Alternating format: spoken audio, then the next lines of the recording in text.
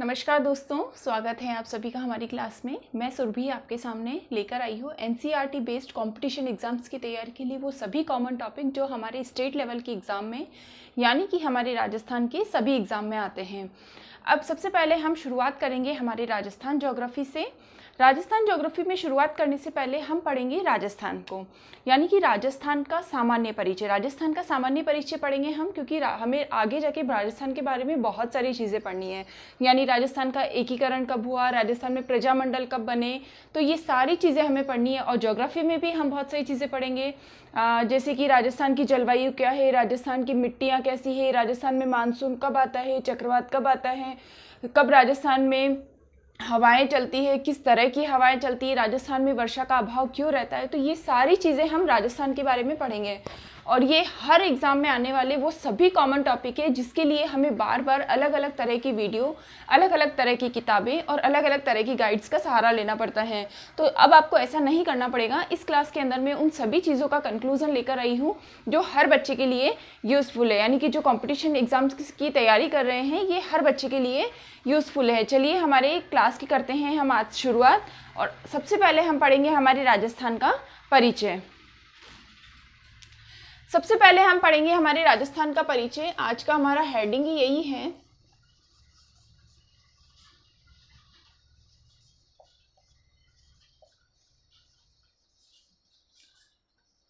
राजस्थान का परिचय पढ़ने से पहले सबसे पहले हम देखेंगे कि राजस्थान का नामांकन कैसे हुआ। तो राजस्थान का जो नामांकन था वो 532 ईस्वी में, आप भी साथ साथ लिखते जाइएगा, 532 ईस्वी में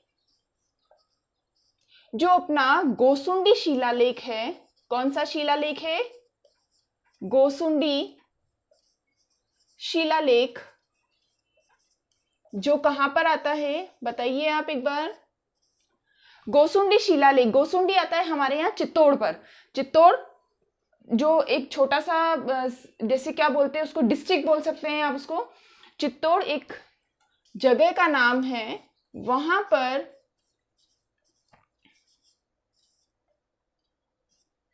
एक गोसुंडी शिलालेख है। वहीं पर हमें 532 ईस्वी में यानी 532 ईस्वी में हमें राजस्थान नाम का सबसे पहले जानकारी प्राप्त हुई थी। उसके बाद अगर हम इसके अंदर देखें तो राजस्थान का सबसे पहले जो नाम रखा था, यानी कि अगर हम हमारे इतिहास में भी देखते हैं तो राजस्थान का सबसे पहले नाम पड़ा था राजपूताना। क्या पड़ा था? राजपूताना। इसका सर्वप्रथम नाम रखा गया था राजपूताना। अब आप पूछेंगे कि ये राजपूताना जो नाम था वो किसने रखा था। तो देखिए, राजपूताना जो नाम रखा था वो 1800 ईस्वी में जॉर्ज थॉमस थे, उन्होंने इसका नाम राजपूताना रखा था। तो सबसे पहले 1800 ईस्वी में कौन ने रखा था? जॉर्ज थॉमस ने।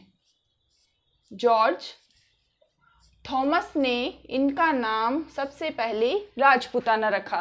कब रखा? 1800 ईस्वी में। जॉर्ज थॉमस की एक बहुत ही इंपॉर्टेंट बुक है, यानी कि ये अधिकतर बहुत सारे राजस्थान के एग्जाम्स में भी आती है, और इस बुक का नाम है the military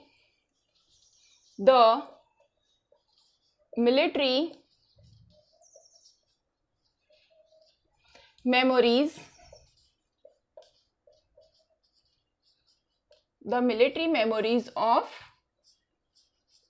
Rajasthan. The military memories of Rajasthan. और ये जो बुक है वो इनकी बहुत ही फेमस बुक है, बहुत ही प्रसिद्ध बुक है। इसके अंदर से हमें इतिहास की बहुत सारी जानकारियां मिली है। इनकी ये बुक है। सेकंड हमारा, हम जिसको बोलते हैं राजपूताना, कुछ सालों बाद इसका एक जानकारी और हमें मिलती है कि 1820 में, यानी कि इसका जो एक नाम और रखा गया था 1820 में, इनका नाम था कर्नल जेम्स टोड। किसने रखा था 1820 में? राय थाना। एक नाम और रखा था इनका राय थाना। वो किसने रखा था? इन्हें तो बहुत आसानी से आप जानते हैं, क्योंकि इन्हें तो इतिहास का पिता भी कहा जाता है, इन्हें तो घोड़े वाले बाबा भी कहा जाता है। तो इन्होंने तो हमारे इतिहास को बहुत ही सुंदर तरीके से अपनी एक फेमस बुक के अंदर लिखा। उस बुक का नाम भी मैं आपको यहाँ पर बताने वाली हूँ। तो सबसे पहले राजपूताना, राजपूताना के बाद रायथाना। तो रायथाना जो नाम रखा था वो रखा था अपने कर्नल, कब रखा था? 1820 में। 1820 ईस्वी में किसने रखा था? Colonel James, colonel James Tod ने, कर्नल जेम्स टोड ने इनका नाम 1820 में रायथाना रखा था। ठीक है, इन्हें कहा जाता है इतिहास के पिता, इन्हें कहा जाता है इतिहास के पिता, इन्हें कहा जाता है घोड़े वाले बाबा। तो इन्हें कहा जाता है घोड़े वाले बाबा,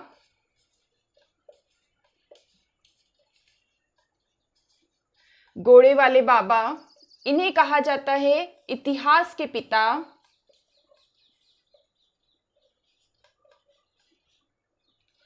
इतिहास के पिता। अब इनकी एक बहुत ही फेमस बुक हुआ करती थी, इनकी बहुत ही फेमस बुक हुआ करती थी, the annals and antiquities of Rajasthan, the annals and antiquities of Rajasthan. तो सबसे पहले हम इनकी बुक का नाम भी लिख लेते हैं यहाँ पर। इनकी बुक का नाम था the annals and antiquities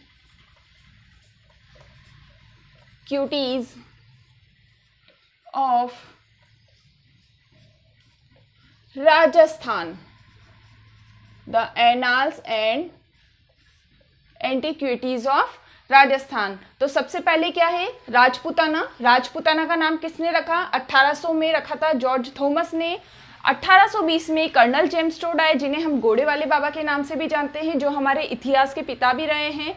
Rajasthan के इतिहास के पिता जिनको बोला जाता है, उन्होंने अपनी जो बुक है the annals and antiquities of Rajasthan में राजस्थान का नाम रखा था रायथाना। क्या नाम रखा था? रायथाना। अब चलते हैं हम हमारे राजस्थान की तरफ। अब तीसरे नंबर पर आता है हमारा जो अभी वर्तमान में जो नाम है राजस्थान, वो कैसे पड़ा, इसको ये राज्य का दर्जा कैसे मिला, इसको संवैधानिक दर्जा कैसे मिला, इसको प्रशासनिक दर्जा कैसे मिला, और प्रेजेंट में ये जो नाम है राजस्थान वो इसको कैसे मिला। तो अब यहाँ से हम जानते हैं कि जब हमारा भारत आज़ाद हुआ यानी 1947 में, तब हमारे संविधान की प्रक्रिया के लिए जो प्रोसीजर चल रहा था, यानी कि 1947 के बाद हमारे जो संविधान था उसका प्रोसीजर चल रहा था। उस प्रोसीजर में मैं बताती हूँ आपको, 26 जनवरी 1950 को हमारा जब संविधान लागू हुआ, देखो 26 जनवरी 1950 को जब हमारा संविधान लागू हुआ, तब हमको यहाँ पर राजस्थान का संवैधानिक दर्जा मिला, यानी कि हमको इसका प्रशासनिक दर्जा मिला था। इसको प्रशासनिक दर्जा इसी दिन मिला, यानी 26 जनवरी 1950 को मिला। उस समय क्या होता था कि सरदार वल्लभ भाई पटेल के उनका एक आग्रह था कि हमारे राजस्थान का भी एकीकरण होना चाहिए था। एकीकरण मैं आपको अगली क्लास में पढ़ाऊंगी, लेकिन एक छोटा सा इंट्रोडक्शन दे देती हूँ मैं आपको। एकीकरण की प्रक्रिया 7 चरण में पूरी हुई थी। जो छठा चरण था उसका, यानी एकीकरण का जो छठा चरण था, उसमें हमें इसको राजस्थान नाम मिल गया था। यानी 26 जनवरी 1950 को हमें हमारे राजस्थान का जो भी वर्तमान नाम है वो मिला था। अब यहाँ पर हम लिख देंगे कि सबसे पहले तो हमें इसको मिला था संवैधानिक दर्जा, राजस्थान को संवैधानिक दर्जा मिला। दूसरा, जो हमारा कॉन्स्टिट्यूशन बन रहा था, यानी हमारा जो संविधान बन रहा था, उसकी पहली सूची में राजस्थान को राज्य भी नाम मिला, यानी राज्य नाम से इसको संबोधित किया गया। यानी हमारी अनुसूची, पहली